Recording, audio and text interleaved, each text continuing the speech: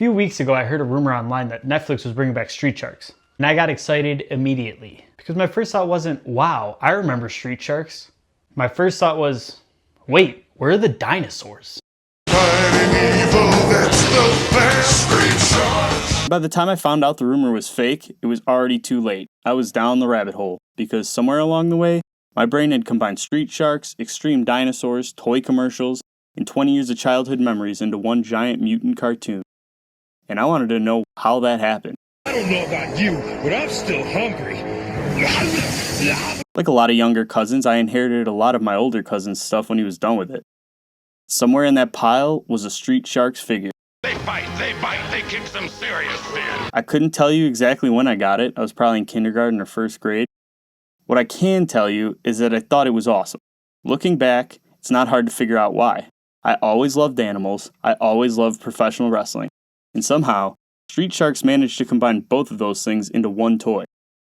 It wasn't a regular action figure. It was a giant shark with muscles. The kind of character that only makes sense when you're a kid. Cartilaginous! When I think about Street Sharks now, I don't remember storylines. I don't remember specific episodes. The first thing that comes to mind are these massive shark guys with giant mouths, ridiculous physiques, and enough attitude to fill an entire cartoon by themselves. But before I could figure out why I remembered it that way, I needed to remember what Street Sharks actually was. At a university lab, Professor Dr. Robert Bolton and his partner Dr. Luther Paradigm create a machine known as the Gene Slammer, which is capable of changing aquatic animals into anthropomorphic hybrids by combining their DNA. Awesome! In his attempt to prevent Paradigm from using this machine for personal power, Bolton's transformed, but he escaped. Later, Paradigm gives Bolton's 4 sons, John, Bobby, Coop, and Clint, the likeness of 4 different sharks.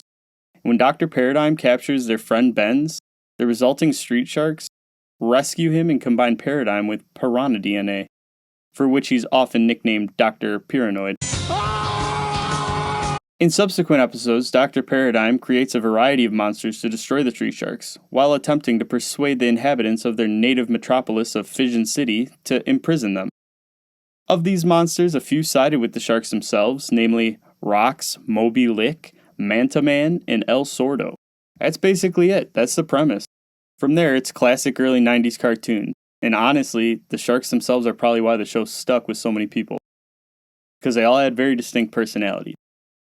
Ripster was a great white shark. And basically the leader of the group. Confident, heroic, always taking charge. The straight man compared to the others. Ripster was basically the guy who always looked like he belonged on the cover of a toy box. He was jawsome. At least doesn't taste any better than it smells. Jab was the hammerhead. More laid back, more sarcastic, a little more attitude. What do you say we take this up on the roof, bottom feeder? Jab always felt like the guy who'd rather make fun of the villain than fight him. Streaks was the tiger shark. Who is this guy? Cocky, pure extreme sports energy, the cool guy of the group. I mean, who doesn't want a cracked out, roided up shark on rollerblades? Tell you I saw him shark dive with my own eyes. Honestly, I see Streaks as probably the best representation of the 90s as far as sharks go. Bro, I'm always cool. And then there was Big Slammoo, the whale shark, the biggest one, the strongest one, a gentle giant. All right, way to go, Ben. Not the brightest guy in the room, but impossible not to like. Probably the one most kids wanted the toy of because he looked like he could punch right through a brick wall. He usually referred to himself in the third person like he was The Rock or something. And as The Rock looks at all 4 you jabronis. Side characters included Lena Mack, the human ally.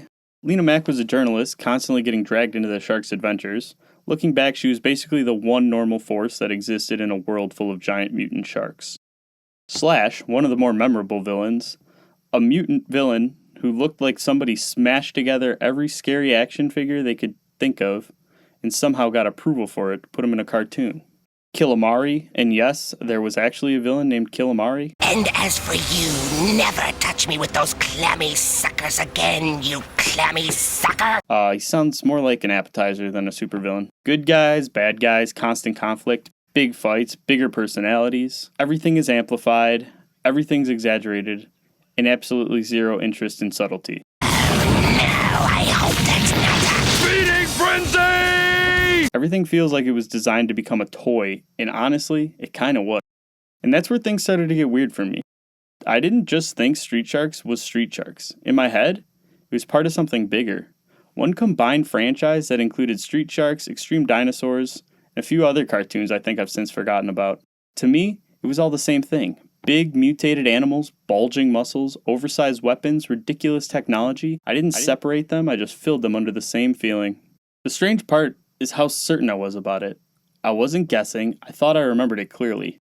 But I didn't remember plots, I didn't remember episodes, storylines, or character arcs. What I remembered was images, giant muscled up sharks, dinosaurs with attitude, and somehow in that mix, I had basically built my own version of what that show was. The more I looked back, the more I realized I wasn't remembering Street Sharks at all. I was remembering fragments, toy commercials, the feel of the action figures in my hands. In a version of Saturday morning TV where everything was louder, bigger, and more intense than anything else on screen. That's what I actually remembered. Not the show, the feeling of it. What surprised me most is that the toys honestly felt more intense than the show ever did. In my head, Street Shark was darker, louder, more ridiculous, more powerful. And I think that's what I'm actually remembering. Not the plot, not the characters, but the feeling of Saturday morning cartoons at the time. Looking back, it makes sense. A lot of these shows weren't just random ideas. They were part of a system where cartoons and toys were built together. You'd get a character, and almost immediately there'd be a toy sitting on the shelf. Street Sharks wasn't just a show, it was a product line. And as a kid, you don't think about that. You just think, this is awesome.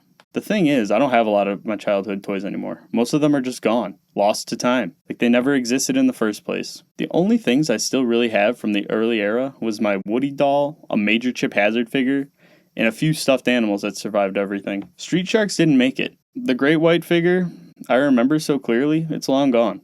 But I still remember what it felt like to play with it. I remember how it wasn't just a toy sitting on a shelf. It was part of everything else I had. In my head, that shark wasn't just a street shark. It was thrown into a bigger world I built as a kid. I used to set up wrestling matches with my toys. Triple H when he was still Hunter Hearst Helmsley, Stone Cold Steve Austin, random action figures never meant to be in the same universe.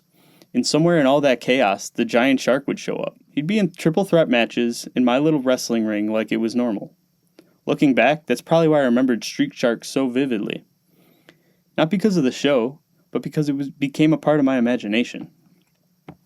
And then I finally found out something that honestly made me feel better about my memory. The later part of Street Sharks actually crosses over with Extreme Dinosaurs. Hey, crow, moron brain! We're not fish, we're the street sharks! Whoa! So I wasn't completely imagining it. Somewhere in my brain, those two shows already merged into one universe. And apparently at some point, they kinda did. Rewatching it didn't feel better or worse, it just felt different. Like I was looking at something familiar from the wrong angle. The core pieces were there, the sharks, the attitude, the action, but the way I experienced it as a kid filled in all the gaps that the show never cared about. Street Sharks isn't really about a plot or story, it's about impact. It's about what sticks in your head when you're 8 years old. It wasn't really the show, and it definitely wasn't the plot. It was a toy. Even though I only had one, that great white shark meant everything. It had this hyper-masculine wrestling energy and over-the-top attitude that just felt powerful when you were a kid. But more than anything, it wasn't about Street Sharks as a franchise. It was about what I turned it into. Back then, it didn't matter what toy went with what. There wasn't a rule book. There wasn't a universe I was supposed to follow. It was just characters. And I was the one writing the story. The shark wasn't in a cartoon world. He was in my world. Fighting wrestling matches, jumping into battles with whatever other figures I had, mixing characters that never should have existed together but absolutely did because I said so. And I think that's what I miss. Not Street Sharks, but that version of play, where imagination mattered more than canon. Where a toy didn't need a backstory because I was the story. So I'm curious, what were your crossover toy universes like? What completely unrelated characters ended up fighting together in your world that absolutely should not have?